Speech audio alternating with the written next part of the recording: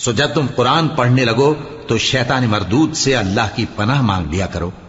حقیقت یہ ہے کہ جو مومن ہیں اور اپنے پروردگار پر بھروسہ رکھتے ہیں ان پر اس کا کچھ زور نہیں چلتا۔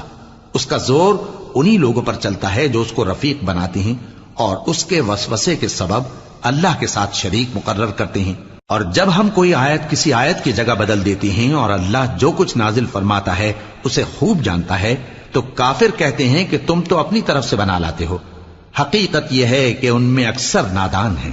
کہہ دو کہ اس کو روح القدس تمہارے پروردگار کی طرف سے سچائی کے ساتھ لے کر نازل ہوئے ہیں تاکہ یہ قرآن مومنوں کو ثابت قدم رکھے، اور حکم ماننے والوں کے لیے تو یہ ہدایت اور بشارت ہے۔